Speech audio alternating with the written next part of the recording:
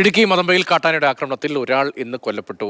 തമ്പലക്കാട് സ്വദേശി പുരുഷോത്തമനാണ് മരിച്ചത്. ആശുപത്രിയിൽ എത്തിക്കും മുൻപേ പുരുഷോത്തമന്റെ ജീവൻ നഷ്ടമായിരുന്നു. പ്രദേശത്ത് കാട്ടാന ശല്യം രൂക്ഷമാണെന്നും ഇന്നലെയും കാട്ടാന ഇറങ്ങിയിരുന്നുവെന്നും പഞ്ചായത്ത് മെമ്പറും പ്രസിഡന്റും പറഞ്ഞു.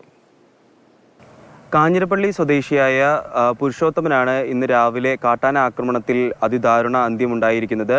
പുരുഷോത്തമനും മകൻ രാഹുലും കൂടെ പെരുവന്താനം മതമ്പയിലുള്ള റബ്ബർ തോട്ടത്തിൽ ടാപ്പിങ്ങിനായിട്ട് എത്തിയതാണ്. റബ്ബർ തോട്ടം പാട്ടത്തിനെടുത്ത് കൃഷി ചെയ്തു വരികയായിരുന്നു. എല്ലാ ദിവസവും രാവിലെ കഴിഞ്ഞ 4 മാസമായിട്ട് എല്ലാ ദിവസവും രാവിലെ പെരുവന്താനം മതമ്പയിലെത്തി റബ്ബർ ടാപ്പിംഗ് നടത്താറുണ്ടായിരുന്നു. അത്തരത്തിൽ ഇന്ന് രാവിലെയും എത്തിയതാണ്. രാവിലെ എത്തി റബ്ബർ ടാപ്പിംഗ് നടത്തുന്നതിനിടയ്ക്ക് രാവിലെ 10 കൂടിയിട്ടാണ് കാട്ടാനക്കൂട്ടം ഇരുവർക്കും നേരെ പാഞ്ഞെടുക്കുന്നത്. മകന് ഓടി രക്ഷപ്പെടാൻ സാധിച്ചെങ്കിലും പിതാവ് കാട്ടാനയ്ക്ക് മുമ്പിൽ പെട്ടുപോവുകയായിരുന്നു.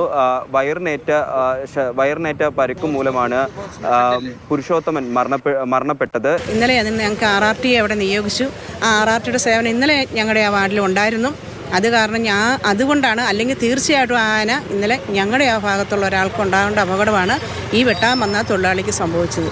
പരിക്ക് പറ്റിയ ഉടൻ തന്നെ, അതായത് കാട്ടാനാക്രമണം ഉണ്ടായ ഉടൻ തന്നെ പുരുഷോത്തമനെ മുണ്ടക്കയത്തുള്ള സ്വകാര്യ ആശുപത്രിയിലേക്ക് എത്തിക്കാൻ സാധിച്ചെങ്കിലും ആശുപത്രിയിൽ എത്തുന്നതിന് മുമ്പ് തന്നെ മരണപ്പെടുകയായിരുന്നു. കോട്ടയം മെഡിക്കൽ കോളേജിൽ പോസ്റ്റ്മോർട്ടം നടപടികൾ പൂർത്തിയായതിനു ശേഷമായിരിക്കും ബന്ധുക്കൾക്ക് കൈമാറുക. ഈ പെരുവന്താനം മതമ്പ എന്ന് പറയുന്ന സ്ഥലത്ത് കഴിഞ്ഞ ഒരാഴ്ചയായി നിരന്തരം കാട്ടാന ഇറങ്ങുന്ന ഒരു ശല്യമുണ്ടായിരുന്നു. നിരവധി പരാതികൾ നാട്ടുകാരുടെ ഭാഗത്തു നിന്നും ഉയർന്നിരുന്നു. ഇവിടെ നിരന്തരമായിട്ട് ആനശല്യമാണ്.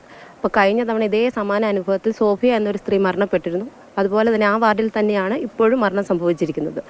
അപ്പം അവിടെ പാട്ടത്തിനടുത്ത് റബ്ബർ ടാപ്പിങ്ങിനായിട്ട് വന്നതാണ്. മോൻ്റെ അലർച്ച കേട്ടാണ് അദ്ദേഹം ഓടി വന്നപ്പോൾ ആന തട്ടിയിടുകയായിരുന്നു. ഈ കാര്യമായ നടപടികൾ വനംവകുപ്പിന്റെ ഭാഗത്തു നിന്നും ഉണ്ടായില്ല എന്നൊരു ആക്ഷേപം ഉയരുന്നുണ്ട്. ഈ ആന ഇറങ്ങുന്ന സമയത്ത് വിളിച്ചാൽ വനംവകുപ്പ് ഓടിയെത്തും, ആനയെ കാട്ടിനുള്ളിലേക്ക് തുരുത്തും. പിന്നീട് വീണ്ടും ഈ കാട്ടാന തിരികെ നാട്ടിലേക്ക് ഇറങ്ങുന്ന, അതായത് ജനവാസ മേഖലയിലേക്ക് ഇറങ്ങുന്ന ഒരു പ്രവണതയുണ്ടെന്നും ഈ പ്രദേശവാസികൾ ഒന്നടങ്കം ആരോപിക്കുന്നുണ്ട്. കഴിഞ്ഞ ഫെബ്രുവരിയിൽ ഇപ്പോൾ അപകടം നടന്ന ഈ പ്രദേശത്തിനോട് ചേർന്ന പ്രദേശത്ത് തന്നെ ഒരു കാട്ടാന ആക്രമണത്തിൽ ഒരു സ്ത്രീയുടെ ജീവനും നഷ്ടമായ സംഭവമുണ്ടായിരുന്നു.